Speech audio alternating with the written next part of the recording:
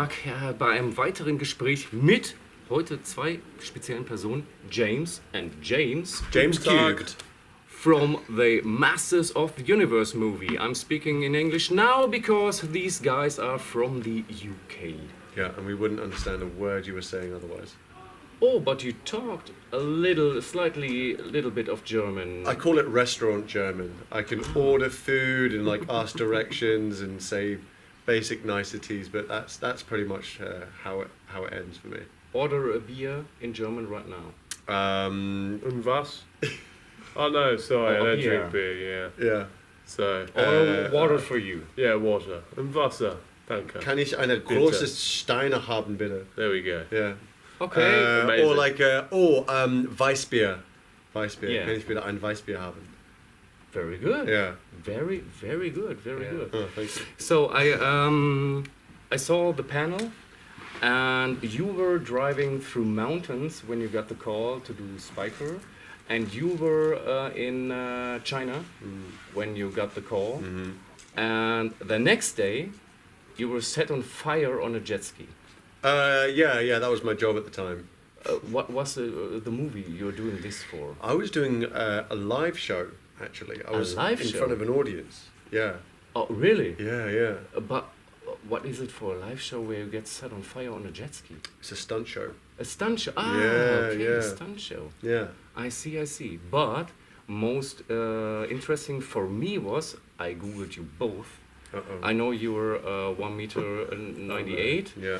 and I know that you practically doubled or stunted everything in the last 9 years, like Mission Impossible, Indiana Jones, and I wouldn't say everything, but yeah, there's been a few pretty films. much. No, I mean, yeah, I've been on some films, yeah. So what was your most dangerous stunt?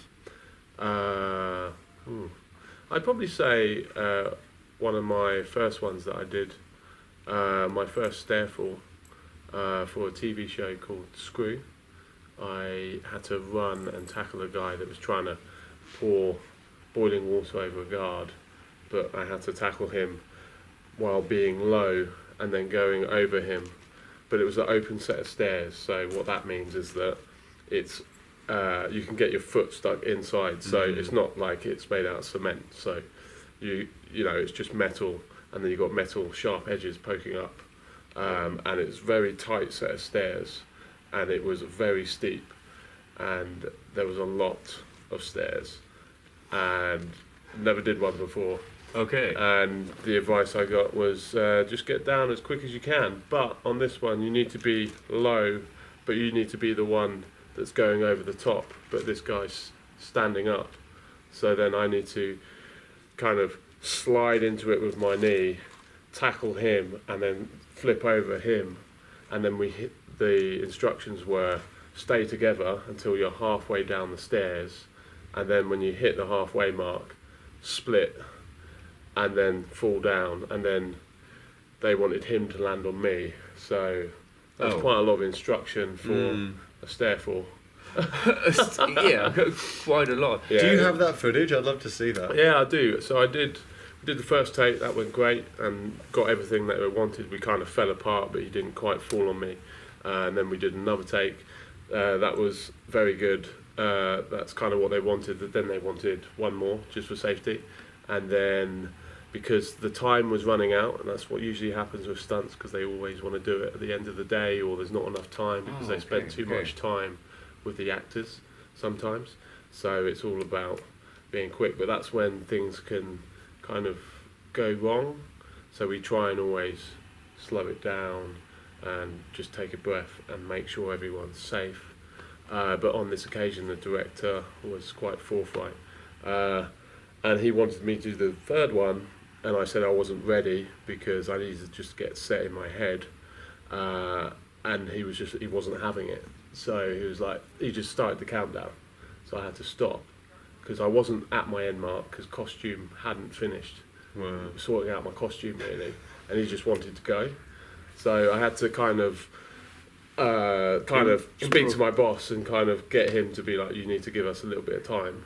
And then he did the same thing again just before we went. I wasn't quite set, but they were rushing, so I did it. And what happened was we did the whole thing, got over the top, went down the middle of the stairs, split, but because I wasn't quite tucked enough, and because I'm quite a big guy, my foot got stuck on the penultimate step, and from behind. But didn't broke. It was lucky, so I kept turning and I could feel my knees separating. So all of my skills that I learnt from training for the British Stunt Register, so the BSR, which is where all the stunt performers in the UK go to be a stuntman and stuntwoman, kind of taught me to stay relaxed. So I was like, okay, it's cool, just relax. And then just as that was starting to separate, Andre Lane, who was the other stunt guy, came and fell on my leg. And in fact, it hurt, but it popped my foot out from the stair and my shoe, and it slammed my shin more into the metal, corrugated metal that was sticking up, because they're all little spikes on it. But it meant my knee didn't break or separate, and yeah, it was cool. And then just walked away, hobbled away. Wow. What a job. Well, you do your stunts as well, on your own. You don't have, there's no Mekaneck stunt double. No, yeah, it was just me. What was the most fun stunt on the Masters of the Universe movie? We have to talk about Masters of the Universe, right? Well, we didn't do so much stunts. It was fight choreography, which is like, I guess in that sphere. But like, we had the luxury and privilege of being choreographed by Liang Yang and Andy Lister, who are some, like, not just in the UK but they're world-renowned stunt coordinators, and incredible performers. So for me, the most fun I had on set was watching them do the choreography, and they were like, maybe, because it was all of my choreography was like made up on the day. There were people who had previs and stuff like that, but when I was on set, they were like, let's try something, and then they would just build it around what they kind of had on the day. So they would start with one stunt guy, and then we'd had, like, by the end of it, there was like 16, and the best thing about those days was just watching Andy and Liang move. And coordinate all the stuff. Oh, absolutely. I'm just talking about them going through the movement lazily at like 20% effort. Yeah. Like, their skill and talent is just They're beautiful wushu, to watch. Wushu champions. Yes, yeah. yeah. Ah, right. So I would watch them and be like, okay, if I can get 10% of how they move, it's going to be a great shot. So that for me, that was really cool. So how does it work? They have a stunt choreography set up, and you come with an idea, or you come with an idea. Could we do it like this? What do you think? How much influence do you have when a scene is to be shot? So just for context, you've got prep in a film. It could be anywhere from, 8 to 10 weeks, more to like a few months, even half a year. One job has been known to go for. And in that prep time, they'll be creating the action and designing the action from scratch with the story in mind. So the coordinator, in this instance Liang Yan, and the fight coordinator Andy Lister, who are both on the British Stunt Register, so they're at the BSR, and Liang would break down the script with the help of the fight coordinator, perhaps if there was a lot of fights in there, and maybe his assistant coordinator, so James Harris, who's also on the BSR. So they would go through the script, break it down, figure out what is a stunt, what might not be a big stunt, but might require some safety around it. And those big stunts that they've got, they'll stick them in a list, prioritise them, and they'll go to meetings with all the heads of departments, so producers and the UPMs and things like that, and all the other HODs, and they'll figure out the schedule. So based on that schedule, they'll reprioritise them, but they'll be working on the action with the rest of the stunt team to build up a previs, so pre-visualisation. So, you might have seen it online where you've got in the BTS, the behind the scenes, you've got all the cardboard boxes. That's usually the stunt team where they're building the action with the actors, and with the other stunt members. And what they'll do is they'll take the script and they'll understand the story and what the director wants. So we work with the director, with most of departments, and we're in front of the camera and we're behind the camera. So we are quite an integral part to most productions that have a lot of stunts and action in. So once they've got a vague idea, then that stunt coordinator and assistant coordinator plus the fight coordinator will then hire particular people that they want, or whether they've casted or auditioned for. They'll get them in and they'll give them an idea of the story, and then they will start designing the fight together. Depending on what team it is, you know, Liang is phenomenal with his fighting and his ability to create fights, and his team is fantastic. You know, you've got Hachi, you've got Vidan and all these other types of people that are working with him to kind of either film the action, or they've got different types of martial art backgrounds, so they'll add their piece in. But Liang is very much kind of a visionary with his fights, and he knows what he wants. So, you know, and he can do everything. So, and that's the intimidating thing about it, because he's like, it's just this, you know, and you're like, that's what I'm doing, and he's like, no, you're not. You're doing, Yeah. I went, Yeah. It's phenomenal. So it's always good if your boss knows exactly what to do and don't tell you something like you have to do it like this, and you say, yeah, I know, I can do it better. But if he's really good, then you can learn from working with him. Yeah, Liang is one of the best. You worked with him before? Yeah, that is actually my first job that I've worked with him as a coordinator. I've worked with him as a performer a while ago, but I've never had the opportunity. And yeah, it was great to see him move, because he's. Yeah. How about you? Yeah, that was my first time working with Liang. I remember he had this very clear vision immediately in his mind, and all he had to do was just kind of like instruct everybody until all of the pieces of the puzzle in his mind were on the screen. And that's not only down to the choreography that the stunt performers and actors have to do, it's down to, you know, the right lighting and the Steadicam operator moving through the piece with it as well. And that was a joy to watch, because also in his mind he was like, well, the CGI is going to go here and here and stuff like that. So obviously with Mekaneck, there's an opportunity to use that. It didn't make it into the final cut, but who knows, we might see it in the extended version. But there was an amazing scene which Liang choreographed where he was extending my neck, and we would have to think and wait a beat, and he would come through, and you know, there would be a stunt performer who would have to pretend to be hit by my imaginary head, you know, and he know, it was brilliant. You have to know where the people stand, because it's all that. Yeah. But do you have creativity? Like I would like to do this flip. What do you think? Or is it like I have a vision in my head. You have to perform it like this, and you say, oh, okay, I do. Well, this is kind of like talking about Travis Knight now, the director. It's all a meticulously well thought out plan. Like there's nothing that's left to sort of like guess.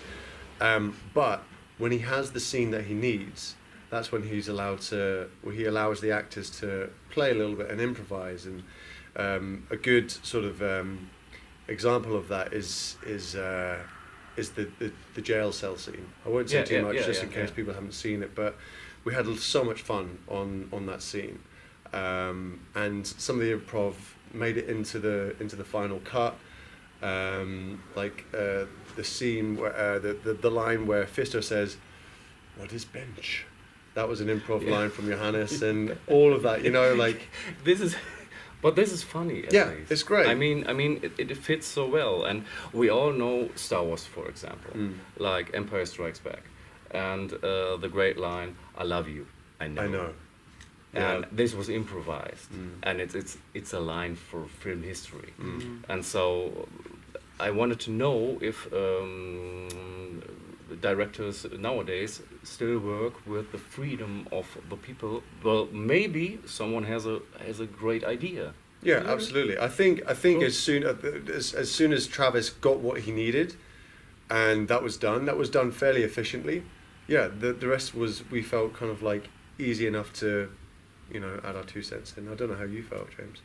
I definitely think there's space for the artist's creativity to come in, especially if you're an actor, because then that's how you think it's going to be portrayed, and then Travis, the director, is going to try and direct you to where he wants you to be, with your spin on it, right? If we're talking about acting, but if we're talking about stunts, yeah, for sure, it depends what team and who you're working with, but most of the time it's a collaborative environment, and when you're designing action, it can take a little while. It's not, it's thrown together in like a day, especially a big fight scene. It takes a lot of thought, a lot of appreciation for the story and what the context is, and that's why I think some shows or some people who are just coming into the industry that film a lot, they just put a fight together just because we're going to put a fight there. Yeah. There's nothing that ties it to the story. So as stunt people, we're always trying to keep it relevant to that story. So every person in that stunt team will potentially have or play a part in that creative process. That was a part of the movie I really liked. There were no like fight scenes for the sake of a fight scene to do something now. It makes sense in that Yeah. kind of way. But more important, how many days of shooting do you each had? Let's start with you. I think I was on set for about 5 or 6 weeks. 5 or 6 weeks. Yeah. I Wow. know, yeah. You just stick around? Yeah, I was just chilling, yeah. No. It's like It's it's crazy how long a day is for how little you actually get to film. If you you're could- shooting one day, how many minutes do you get out of a scene? I mean, it's hard to say. For a whole day, if it's a big action set piece, Yeah. what, like a minute? We'd be lucky, right? But if you're doing like a whole, like an acting scene, Yeah. which is a little bit more simple to, get through, you could do 2 minutes, 3 minutes. Okay, now I get it. Yeah. Because the screen time wasn't so big, Mm. but 5 weeks. Yeah. This is, and you? That's quite a lot. So I was given 32 to start off with, and I think 32 days. And I think just because of schedules and things like that, I think probably went up closer to maybe 38, maybe 40, things like that, 40 days. With 5 hours of putting the mask on, and Yeah, you every just time. have 20 minutes. Yep. So, lucky Yeah. you. Yeah, I know. Was there any funny stuff you can report from the set? Like you think like, oh no, I fucked it up. I don't know.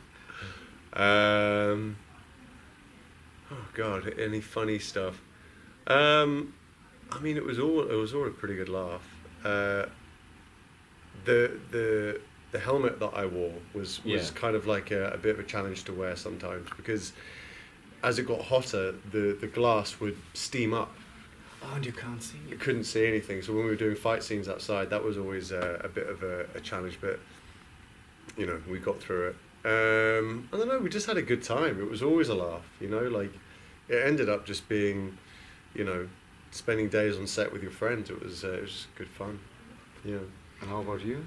I think there were quite a number of funny things that happened for me, but if I'd have to pick one out, it'd probably be when JJ Battle was on my back, and we had to I had to spin around and get hit by He-Man, then spin round again, and he would get spun round. It's funny because when we were prevising it, Liang was just in this like creative moment, and he was really enjoying himself, and that was when it was quite collaborative, because I think it might have been Andy, who suggested it. You know, well, someone can throw him on his back, and then yeah, you can hit him, and then he's going to spin round, and hit him again and spin round. And they're like, yeah, it's so cool. And then so when we started to previs it, He was actually stuck on your back. yeah, so we were in civvy clothes, the normal clothes, right? And they're like, how are we going to put him on his back? I was like, I don't know. And then someone was like, ratchet strap. So literally, they were ratcheting JJ. He's a really lovely guy. He's like 75 kilos, I think. If you watch this, sorry if I got your weight wrong, mate. He's like an XMA champion. Like, he's a weapons specialist. He's a phenomenal performer as well. Super nice dude.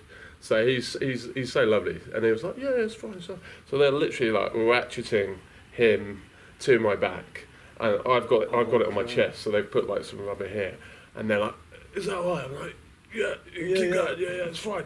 And then we're spinning around, and he's slipping. And he's like, yeah, sorry, we got to keep tightening it. It's like, yeah, it's fine. Don't worry.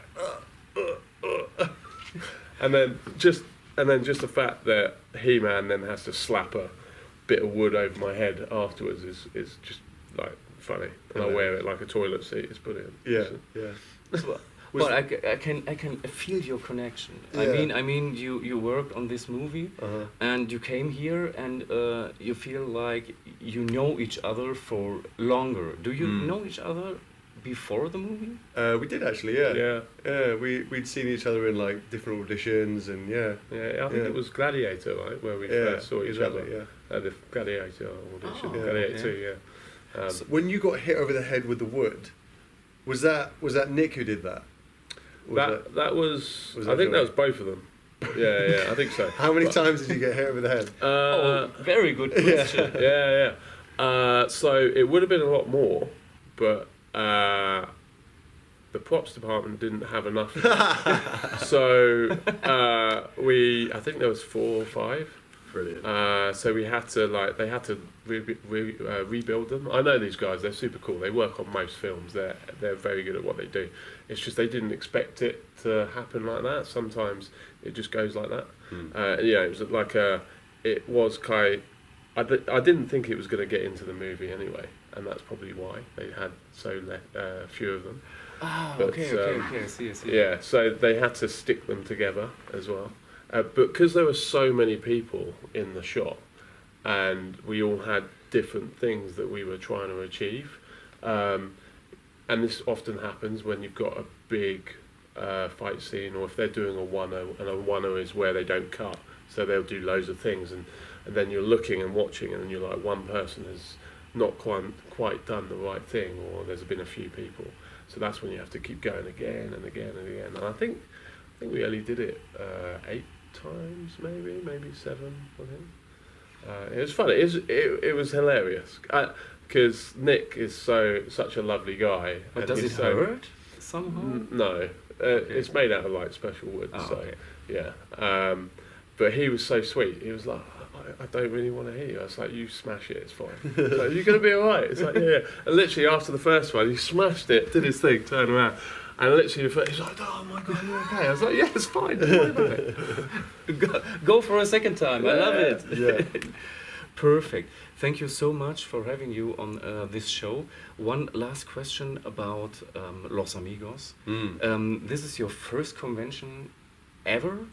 Yeah. Or have you been on conventions before?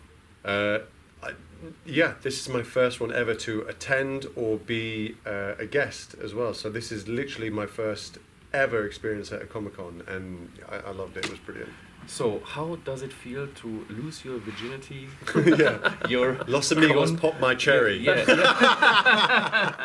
So how does that feel? I mean, you come over here. There are hundreds of people want to stick around with you, want like autographs and ask you questions and want selfies. And for the first time, how does this feel? It's the passion that you get from talking to these people. How important it is in their lives. They grew up with it. It's really, really kind of heartwarming actually to be involved in this, and you know, I really don't feel worthy of this praise, but I'm very grateful to everyone who's come up and said hello. And you? It's a good question. When I first came here, I felt it was such a surreal feeling, because I'm kind of not used to it. This is my first Comic-Con, and being approached by people who've watched the show that you've been in is very humbling and very, very sweet, just to see how it has an impact on their life for positive. There's a guy that came in earlier who said that he was struggling with depression, and this was a childhood franchise for him. So in the sense that he loved the comics growing up, watched the cartoons, and he saw the old movie, and you know, he said that when he saw this film, his depression had lifted, and he felt so much better. And hearing that is like, I'm getting a little bit of goosebumps now, but it just makes me feel really good to be in this industry where we're able and lucky enough, and we have these opportunities to create these fantastic shows and projects, whatever you want to call them, films, TV shows, that are going to be around for a long time, that actually help people, maybe inspire a new generation for whatever, and also even help people who are ill or maybe depressed. It's a beautiful thing, and it actually really touched me. Yeah, I know this feeling. Yeah, and you know what? I'm actually quite upset that more of us don't get this opportunity to come to these events, because I think if they did, it would really have a profound effect on them, because it's had a profound effect on me as well. It really has, and it's going to change my kind of attitude, how I approach work now, because I'll be like, you know what, this sucks, because I'm here at like 3 a.m. I've broken my turnaround. I've had no sleep. I've had like 4 hours sleep. I am absolutely knackered, and my body is broken. You know, I haven't eaten yet, and I've been in the chair for like 4 hours, and I've fallen asleep, and I just can't have a moment's peace, because people are all the departments have to do their job, and they're great at what they do, and you know, we make friends with them and stuff because they're awesome, and they all work so hard, because there are people there that get there before us. So hair and makeup, costume, prosthetics teams, and my guys, John and Ashley, love you guys, and Rich as well, he came in, and also Johnny, I think, to help out.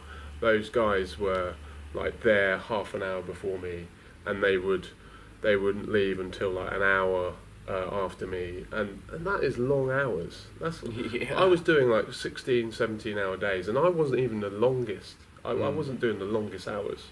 You know, you got Hathor, and you got all the other guys, like even Liang and Andy. They're when they've done their day, they'll be there doing meetings and talking to producers and things. So the amount of time and effort that goes into these movies, and they don't get to come here, it's kind of sad, because it is immense. You know, you've got children coming in, and they're like, oh my god, this is amazing.